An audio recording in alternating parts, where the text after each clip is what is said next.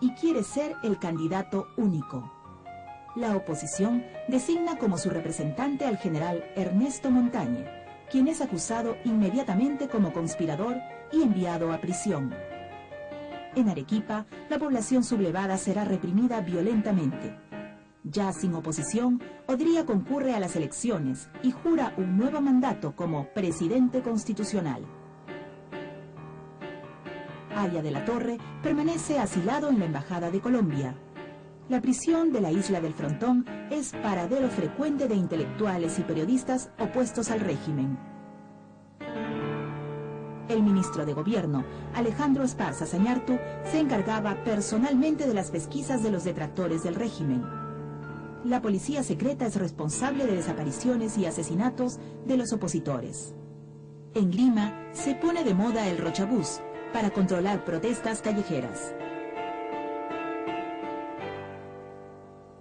Las ciudades peruanas también experimentan grandes transformaciones. Investido de presidente constitucional, Odría busca también una legitimidad popular. Apartado de sus antiguos aliados oligarcas y favorecido por la bonanza económica traída por la guerra de Corea, emprende una serie de medidas populistas. Odría se forjó una imagen paternal frente a los trabajadores, impulsando el salario dominical, el seguro social del empleado y el reparto del 30% de las utilidades de las empresas. La infraestructura educativa mejoró sustancialmente a través de las grandes unidades escolares, que albergaban a miles de estudiantes. En la capital, nuevas edificaciones dieron una imagen de modernidad, destacando construcciones monumentales como el Ministerio de Educación, el Hospital del Empleado y el nuevo Estadio Nacional. A raíz de las invasiones, surgen las barriadas 27 de octubre, hoy San Martín de Porres, Comas y El Agustino y Villa María del Triunfo. Odría fue ministro de Gobierno de Bustamante y descubrió el potencial respaldo que proporcionaban los invasores como clientelas políticas. Puso en marcha vastos programas de obras públicas y de asistencia social en las zonas urbano-marginales. En ese empeño contó con la gran colaboración de su esposa, doña María Delgado de Odría, quien, inspirada en la primera dama argentina, Evita Perón, organizaba permanentemente obras humanitarias. Odría cimentó así su popularidad utilizando el lema «Hechos y no palabras» para tapar los excesos y el autoritarismo.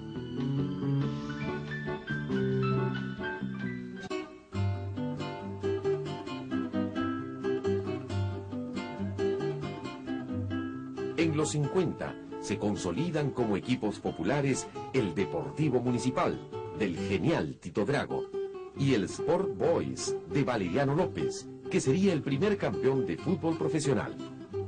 Otros ídolos fueron Vides Mosquera, Alberto Terry y Rafael Azca. Pero una figura querida e idolatrada será siempre recordada por los amantes del fútbol casi como una leyenda.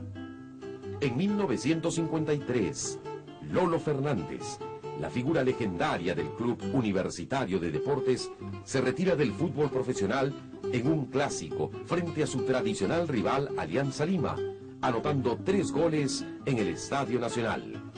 Fue una despedida gloriosa y el fin de una gran época del fútbol peruano.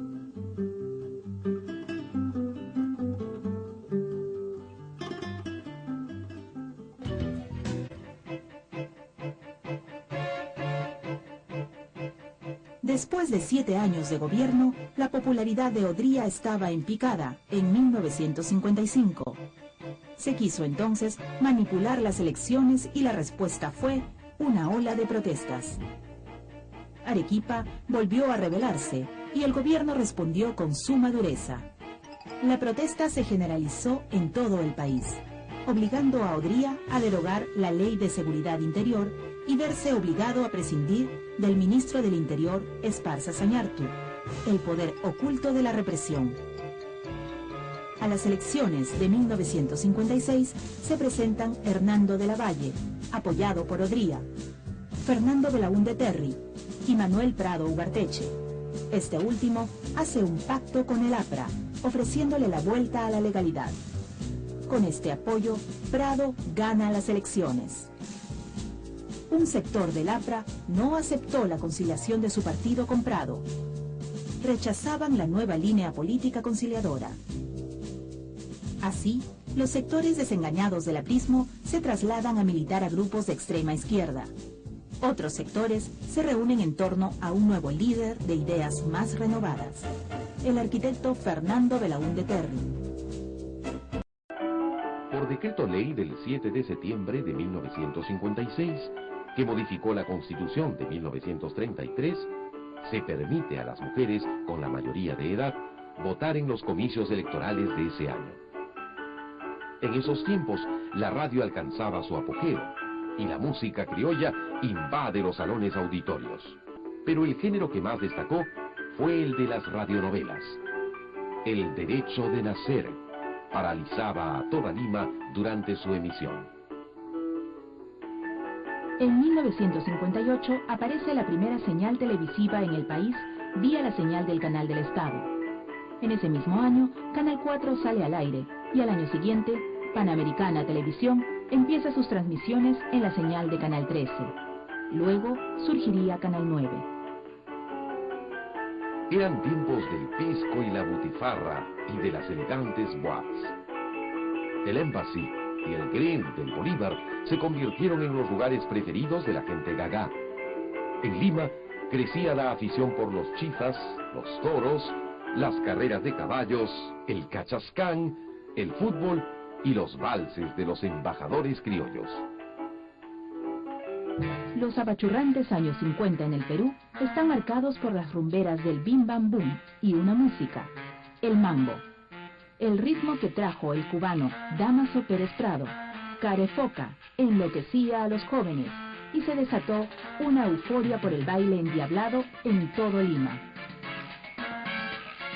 Un concurso de mambo originó el pronunciamiento de la iglesia, que amenazó con excomulgar a quienes intervengan.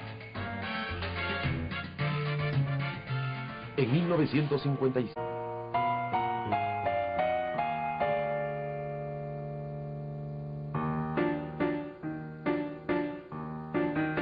en las elecciones de 1962, en el Perú, los principales candidatos fueron Víctor Raúl Haya de la Torre, Fernando Belaúnde y Manuel Odría. Los escrutinios parciales arrojaban un pequeño margen en favor de Haya de la Torre. El Comando Conjunto de las Fuerzas Armadas reclamó un fraude electoral y derrocó al presidente Prado. Una junta militar de gobierno al mando del general Pérez Godoy toma el poder. El general Nicolás Lindley sucede meses después a Pérez Godoy.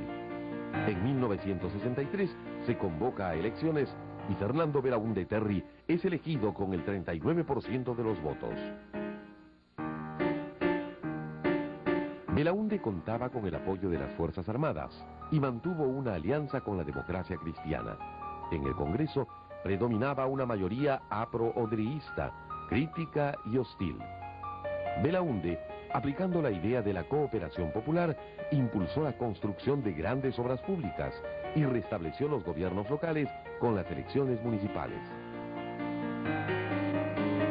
Sin embargo, Belaúnde no pudo satisfacer todas las expectativas que había despertado en los peruanos. Con los agobiantes problemas nacionales, como el de la reforma agraria y el petróleo, no hubo soluciones inmediatas. Entonces, surgió una ola de descontento social y aparecieron brotes de guerrillas al estilo cubano. En 1967 se vivía con una fuerte crisis económica, fiscal y con una devaluación traumática del sol. La renovación de contratos petroleros originó en 1968 el escándalo de la Página 11, que suponía favorecer a la IPC en contra de los intereses nacionales. Este fue el detonante de la pugna entre Belaúnde y el poder legislativo que impulsó a las Fuerzas Armadas a perpetrar un golpe de Estado institucionalista con la prédica de que los civiles no podían resolver los problemas nacionales y mucho menos garantizar la estabilidad del país.